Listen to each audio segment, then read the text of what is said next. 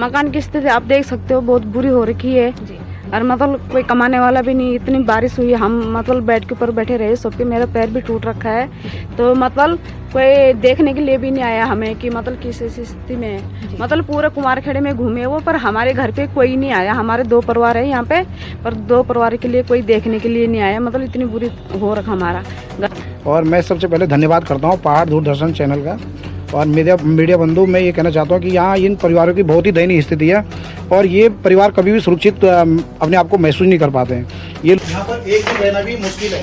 इन घरों की देखो ये क्या नाम इसका, ये सरिया भी नीचे आ चुकी है, ये देख लीजिए। और ये कभी भी नीचे ढल सकता है। ये मकान कहीं भी सुरक्षित नहीं है। यहाँ पर जाके 2 परिवार है इनके और कोई भी यहाँ का शासन प्रशासन कोई भी इस चीज़ पे कोई संज्ञान नहीं ले रहा। और साधन भी नहीं है, तो किस तरीके से आप कर सकते हैं? ऐसे ही लोगों के काम करती हूँ, फिर अपने बच्चों को पालती हूँ। अच्छा, दिहाड़ी मजदूरी जैसे आप तो यहाँ के जो जनप्रतिनिधि हैं, क्या आपने उनको सूचना नहीं की है? बहुत पहले भी दी थी और अभी भी दी थी। तो उन्होंने कहा जब बारिश आएगी तब आना।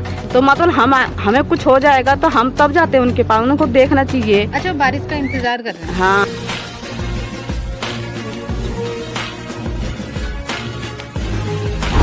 साथियों नमस्कार, मैं मीरा डोगरा, आप देख रहे हैं पहाड़ दूरदर्शन न्यूज़।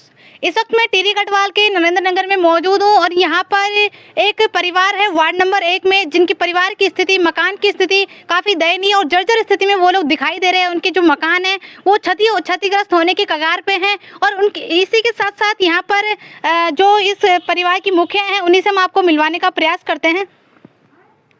सबसे पहले आपका नाम जानना चाहूँगी मैं। मेरा नाम है पुष्पा देवी, नरेंद्र नगर कुमारखेड़े से बोल रही हूँ। तो अभी जैसे कि आपके तमाम जो जनप्रतिनिधि हैं और आपके मकान, अब पहले आप अपने मकान की स्थिति बताइए। मकान की स्थिति आप देख सकते हो, बहुत बुरी हो रखी है जी।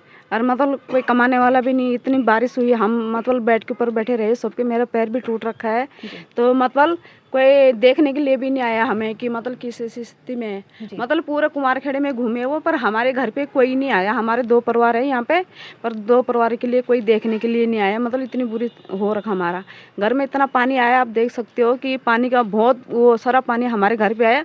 मेरे बच्चों ने पानी साफ करा, मतलब कोई देखने के लिए भी नहीं आया। ठीक है, तो आप ये देख सकते हो कि मतलब घर में कितना मलमा आ रखा, तो बच्चों ने साफ किया। तो मतलब ये भी नहीं कि देखने के लिए कोई मदद नहीं करी हमारी, कुछ नहीं करी। कोई मदद की बात छोड़ो, तुम कोई देखने के लिए भी नहीं आया हमारे लिए कि मतलब किस हाल में है और कैसे ले जाते बच्चे। मेरा तो पैर भी टूटा हुआ और मैं विधवा औरत हूँ और मेरे बच्चे में भी नादान है, भी कोई कमाने वाले नहीं है। मतलब तो आपका जो घर खर्च है, आपके पास रोजगार का कोई और साधन भी नहीं है, तो किस तरीके से आप घर खर्च चला? ऐसे ही लोगों के काम करती हूँ, फिर अपने बच्चों को पालती हूँ। जी। अच्छा, दिहाड़ी मजदूरी जैसे आप कहना चाह रहे हैं। अच्छा, दिहाड़ी मजदूरी करते हैं। तो यहाँ के जो जनप्रतिनिधि हैं, क्या आपने उनको सूचना नहीं की है? बहुत पहले भी दी थी और अभी भी दी थी। तो उन्होंने कहा जब बारिश आएगी तब आना।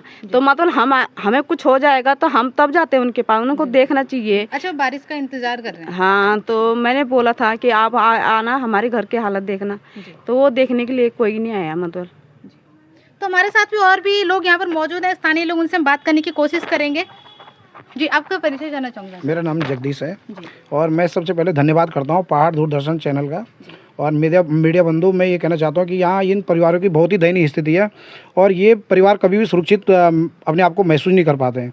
ये लोग, यहाँ के जो शासन प्रशासन, इनको भी पहले कई बार इन्होंने अवगत करा दिया और बता भी दिया कि हम जब कभी बारिश आती है तो हमारे मन में एक डर का माहौल या भाव ऐसा पैदा हो जाता है जिससे हम अपने आप को सुरक्षित महसूस नहीं करते।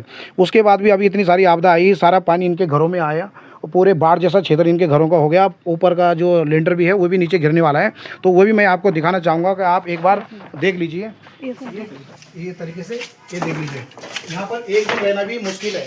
इन घरों की देखो ये क्या नाम इसका, ये सरिया भी नीचे आ चुकी हैं, ये देख लीजिए आप।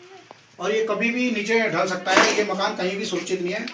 यहाँ पर जाके 2 परिवार है इनके और कोई भी यहाँ का शासन प्रशासन कोई भी इस चीज़ पे कोई संज्ञान नहीं ले रहा। यहाँ पर जाके ये दोनों परिवार इतने परेशान हैं, इस हालत में रह रहे हैं यहाँ पर जाके। और यहाँ जैसा आपदा का जो माहौल है, ये बारिश से तो खैर झेल ही रहे हैं उस आपदा को, लेकिन एक दूसरी आपदा यहाँ पर है कि ऊपर जाके टावर है और इस टावर का भी इस दोनों परिवारों पे बिल्कुल 24 घंटा खतरा मंडरा रहा है और बार बार जाके इनको भी नोटिस दिए जा रहे हैं कि यहाँ से खाली करो। लेकिन इन सरकार यहाँ की जो है कुछ भी इन लोगों के बारे में, कुछ इन दोनों परिवार के बारे में कभी ना सोचती है और कहीं इनको कोई ऐसा कोई स्थान नहीं है कि जो सुरक्षित जगह ये लोग रह पाएँ। इन परिवारों के बारे में बिल्कुल कुंभकर्ण की नींद सो रखा है यहाँ का शासन प्रशासन।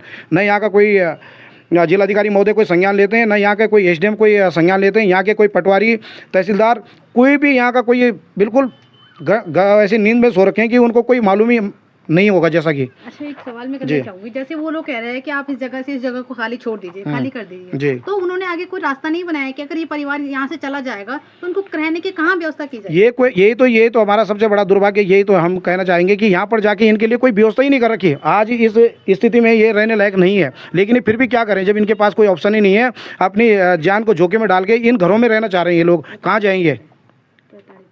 और बार बार जाके यहाँ से प्रताड़ित किया जाता है इन लोगों को कि आप यहीं रहो। और ये देखो ऊपर से जाके ये टावर, बिजली का अलग खतरा है यहाँ इस घर के ऊपर, है ना। तो हम ये चाहते हैं कि यहाँ का शासन प्रशासन इस चीज़ पे संज्ञान ले और इन लोगों को कहीं सुरक्षित जगह पहुँचाने का काम करे। तो यही हम सरकार से यही गुहार लगते हैं जी। तो साथियों, ये देखिए आपने टिहरी गढ़वाल की नरेंद्र नगर की वार्ड नंबर 1 जो मकान नंबर है, यहाँ पे मकान नंबर तो नहीं दिखा लेकिन एक मकान ऐसा है, उनकी पारिवारिक स्थिति आप लोगों ने जान चुके हैं, उन माता की स्थिति भी आप लोगों ने देखी है और उन्होंने अपने दर्द को जो है किस तरीके से बयां किया है। तो शासन प्रशासन से मैं रिक्वेस्ट करना चाहूँगी कि जरूर इस खबर का संज्ञान लेकर इनको जो है कहीं सुरक्षित स्थान पर ले जाया जाए, इनकी आर्थिक रूप से हो या किसी भी तरीके से आप लोग इनकी मदद कर सकते हैं। इसी के साथ देखते रहिए पहाड़ दूरदर्शन न्यूज़। धन्यवाद। देखते रहिए पहाड़ दूरदर्शन न्यूज़। ऐसे ही लेटेस्ट अपडेट पाने के लिए हमारे चैनल को सब्सक्राइब करें और तुरंत नोटिफिकेशन पाने के लिए बेल आइकन प्रेस करना ना भूलें। यदि आप हमें फेसबुक या इंस्टाग्राम के माध्यम से देख रहे हैं तो हमारे पेज को फॉलो जरूर करें। धन्यवाद।